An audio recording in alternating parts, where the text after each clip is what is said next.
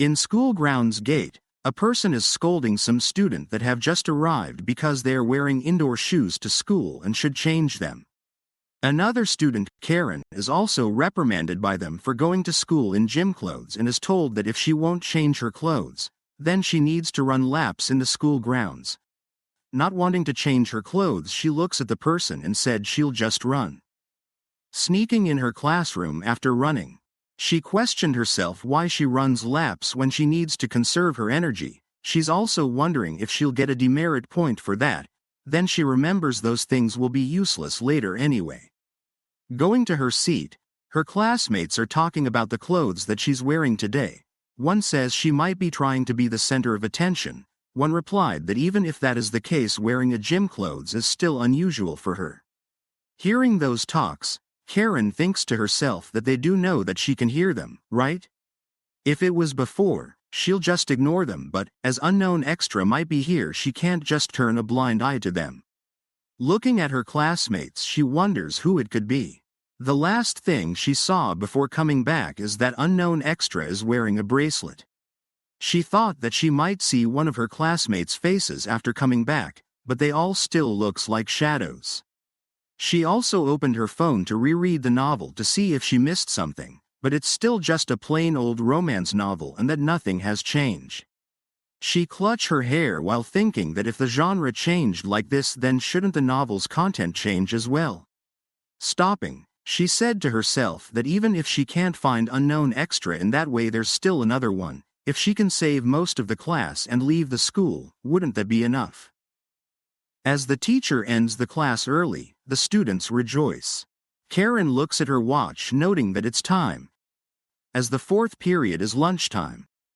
Her classmates are talking about today's lunch menu and that they should line up at canteen, but before her classmates leaves the classroom, Karen stopped them.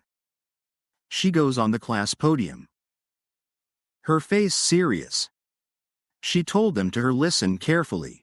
All of her classmates stopped what they're doing and look at her. Karen started talking. Zombies will begin appearing in school. The source of the infection is one of the buses to school. The infected will have symptoms of coughing and nausea. As the infection progresses, the carrier's eyes will be bloodshot and they lose their control and reason. In a little while the infection will reach our classroom, so everyone should change their clothes to something that can be easily moved into. A classmate interrupts Karen, mocking her, asking if she's screwing them. Another one says that such BS. Annoyed, another classmate chimed in that Karen just held them up from having lunch just to spout nonsense and that she might love attention but she shouldn't be a nuisance. Gripping the table tightly, Karen knows that this would happen, as the book describes her as someone with the worst reputation in the classroom. She can even sense their hostility and bitterness to her. It's even impossible for her to control what happens next in this situation. That is, if she doesn't have evidence.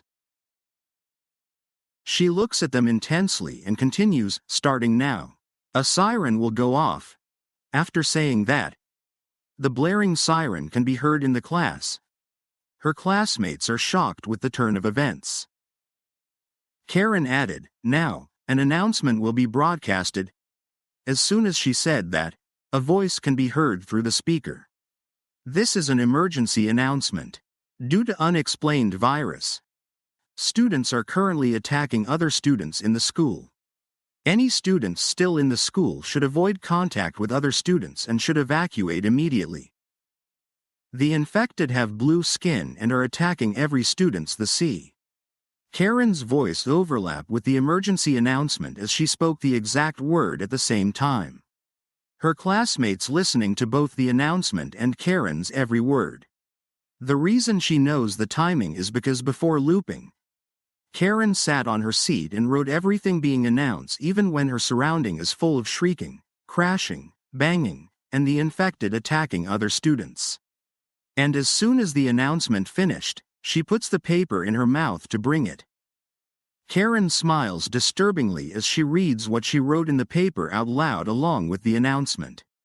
Currently, it is proving to be difficult to physically restrain the infected individual.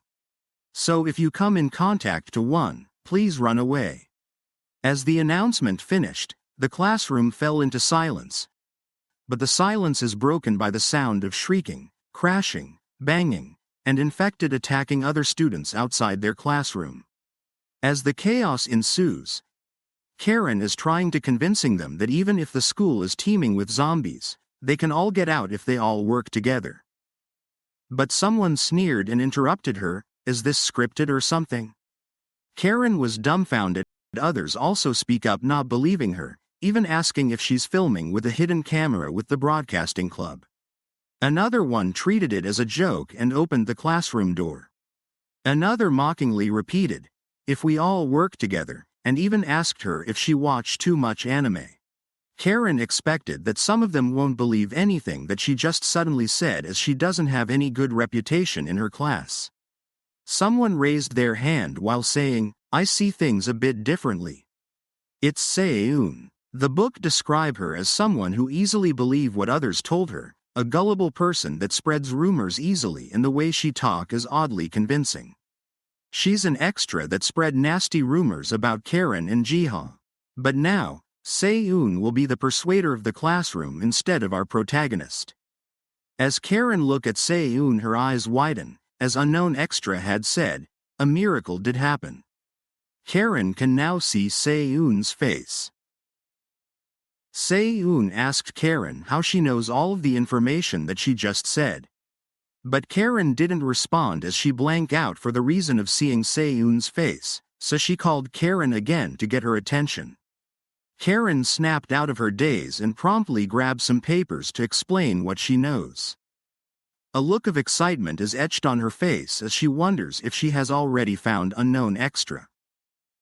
While sporting a gingerly look, she explains, "I come from the future to prevent the tragic incident that is the zombie apocalypse. I have documents here that outline today's event, but I didn't expect it to be this accurate." She knows for a fact that her classmates won't believe what she's saying, as even to her, what she's saying sounds a lot of nonsense. But it's fine even if they don't believe it, as Se-eun is a rumor amplifier.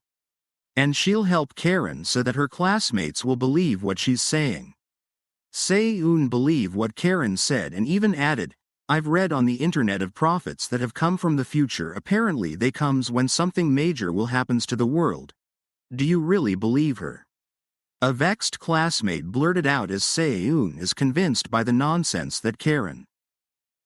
But Se-eun persuaded them by talking about the instances that of other people predicting of the way the world will be ruined, but it didn't happen, because thanks to those predictions, humanity fought so that world extinction won't happen. They say that there's still seers living with us, just like what's happening now, and if that's the case, then I believe her.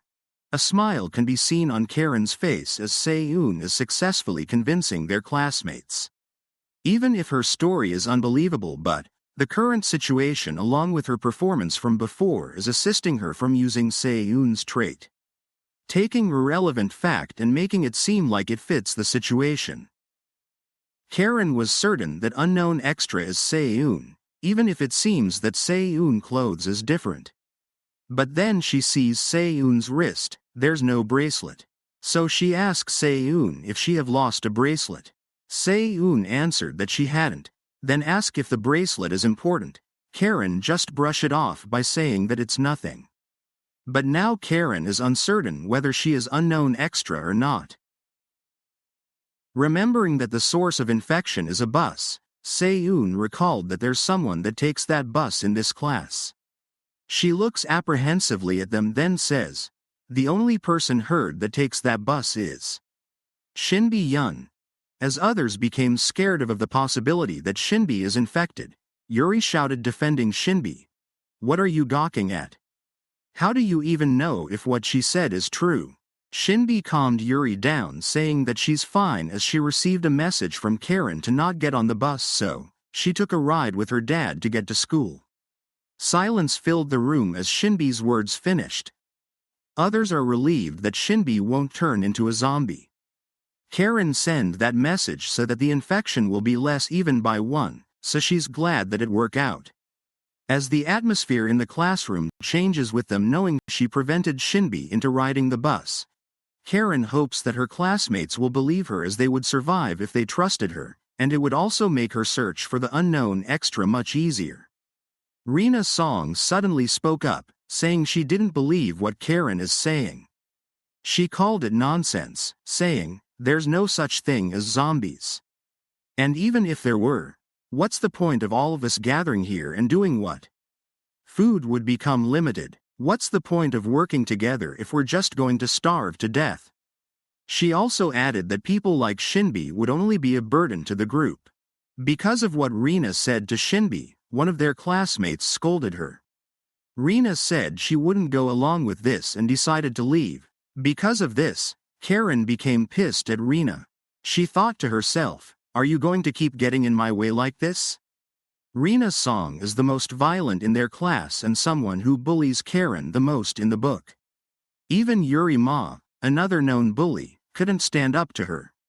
That's how intimidating she is. Karen responded, saying, "Wouldn't it be better if we all stayed together? We need each other." But Rina interrupted her and said, "What a joke. All you've ever thought about until now are boys. And now you're talking about working together all of a sudden?" Mihui raised her hand and said she also wanted to go outside. This was her chance to gain more subscribers on MeTube. One of their classmates couldn't believe what Mihui just said.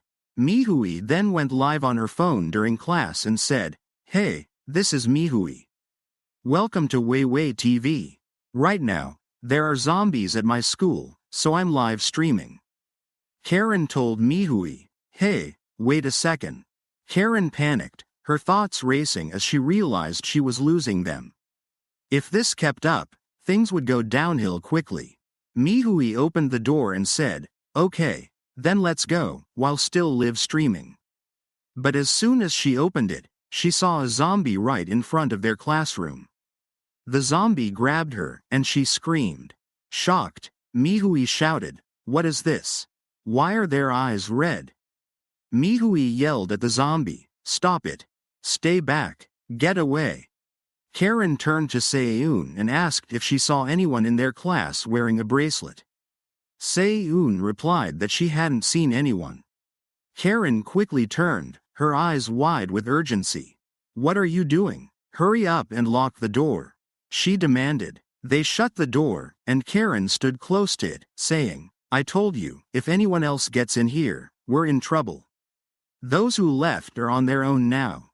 You saw that, didn't you? I'm telling the truth." Karen let out a sigh of relief, thinking that this might work. If they believe her, things will be easier. And she can narrow down who's the possible unknown extra. Behind her, Se-eun Ham, with a timid voice, called, Karen, is there something important about that bracelet?